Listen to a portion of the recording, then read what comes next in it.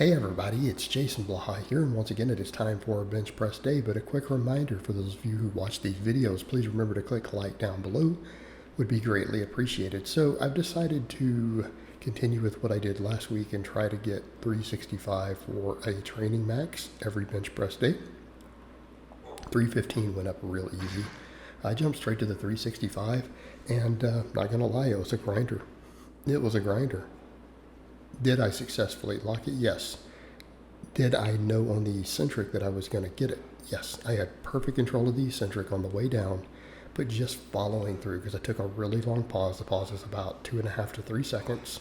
Took a nice long pause and just held it and then drove with everything that I had.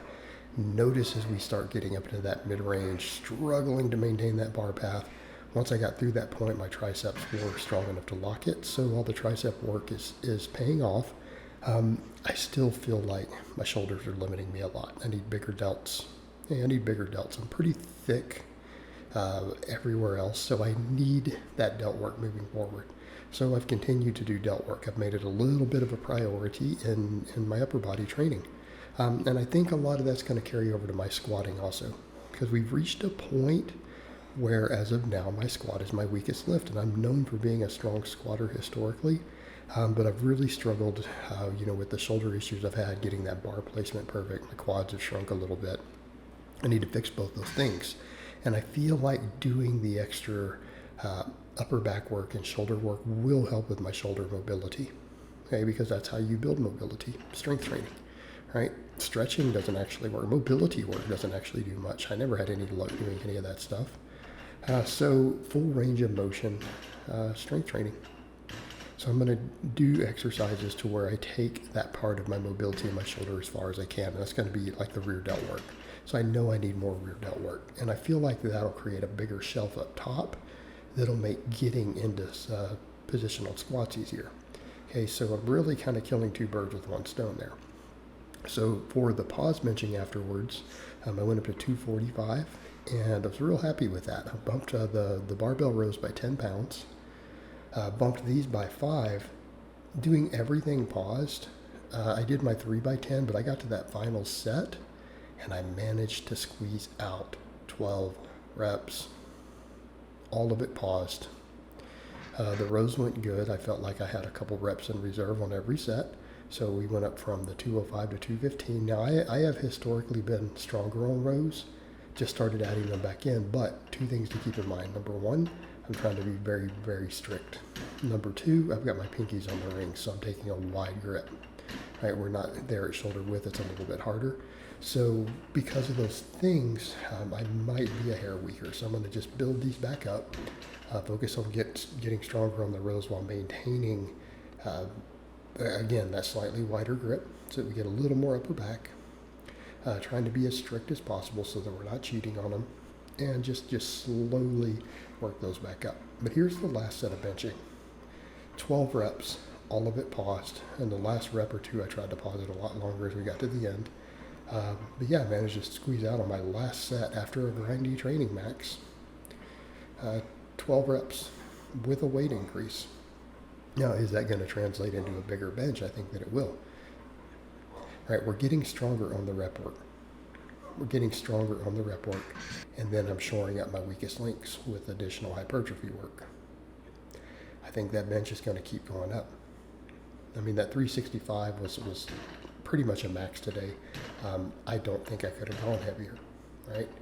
I legitimately think had I put another 5 to 10 pounds on the bar, that would have been a miss. 5, maybe. 10, I don't think I would have been able to lock it. I think I would have stuck right in the middle. So what do we call that? Well, we call that a max. If we're not sure we could add 5 more pounds, that's definitely a max. If I know I couldn't add 10 more, we know it's a max then, right? All right, JM presses. These went really good. I bumped the weight a little. I'm taking that slightly wider grip because I'm stronger at it. Right, I'm stronger at it. And so it really would be about a medium grip right now. I got 12 plus reps on all the sets. I think the last set I cranked out like 15. So we need to add a little more weight. All right, and I did supersets on that with barbell curls. Now, yes, I am taking curling in the squat rack to the next level, I am using a competition deadlift bar to curl with on the platform, dropping it back in the thing. Now, people will say, well, God, that's terrible. But not really. It's just convenience because it's just curls, guys. Curls don't really care whether you use a power bar, a deadlift bar, a squat bar. They don't care. It's just a curl. It's a single joint exercise. I already have the bar set in the jack because I'm going to come in and deadlift with it tomorrow. I did rows with it today because I just leave, at this point, I just leave my deadlift bar on the platform in the jack. I don't re-rack it. Since I know I'm going to pull with it twice a week, I don't bother to put it up. It just sits there. And why not? It's my gym. But since it's already there and it's easy and convenient to get to, I can just do my curls there. It might be blasphemy, but it actually is practical. Actually really practical. Curling in the squat rack usually isn't. It's basically being a dick in a commercial gym. But in this case, I already have a bar that's going to be sitting there to deadlift. It's not a big deal to just load it and do my curls with it. Okay, it's already in a jack. It's already off the floor. Not a problem. But yeah, the JM presses, I think I got like 14 or 15, I don't know. Kind of lost count. You start getting that higher reps, it's hard to keep count. I just know that I pushed it till the triceps burned.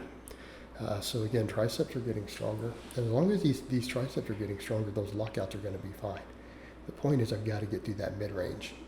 And it also means I'm going to keep working on getting stronger and stronger out of the bottom. Because if I get that weight moving faster, that mid-range sticking point will go away. But I do know that I need more shoulders also. You can really tell with the way the bar feels, the bar path. My delts have got to come up. So when we get to the delt work, I did them a little bit differently. Like last couple of workouts I did pretty much just like a superset, like almost circuit training, side raises, front raises, rear delt flies. Today I went ahead and just did sets across with side raises. So dumbbell lateral raises. Okay, dumbbell lateral raises. I did 3x12. And then I finished up with some prone rear delt flies. And the reason I did the prone rear delt flies, I can't cheat. They're hardest at the top. It's the most tension there. Well, that's where I know that I need more mobility. These aren't as big of a deal, right? We just take them up to where we work the muscle. All right, pretty straightforward. It's hard to mess up laterals. You can be strict, you can cheat, you can do one arm, doesn't matter. Just work the muscle, get a pump. All right? And if we go higher than this, it's not even necessarily building the rest of the delt that we want. Not working the side delts and stuff any further. So these, not a big deal. Just come in and just do them. I think people overthink movements like this. They really do. They massively overthink some of these small exercises. And that's the funny thing. People get results on a lot of these no matter how they do them. So which way works? Sometimes personal preference. We could argue the merits of strict versus loose form. To be honest, it just doesn't matter. Get some fatigue in your shoulders, get a pump. It's not like this is a main exercise. We're doing it to finish off. Don't overthink it. And I think people do that. They have a bad habit of doing that. The rear delt flies here, this is a little bit different. I'm doing these for something very specific. In this case, more mobility. So I'm just taking them up as high as I can. That is literally my range of motion. Okay, well, how do you get better at range of motion? How do you increase mobility? Load the end of the range of motion. Well, these are the hardest at the top. So I went with a very, very lightweight so that I could actually do them strict, forcing myself to do them strict so that I have the most tension when it's up there at the part where I'm hitting my terminal range of motion. I'm going to see if I can just get stronger there and increase the range of motion that way. It will help my squat. It'll help my squat and it'll bring my whole shoulder girdle up. All right, guys, but that's really all I have to say on that today. I hope it's been informative, and I'll talk to you guys next time.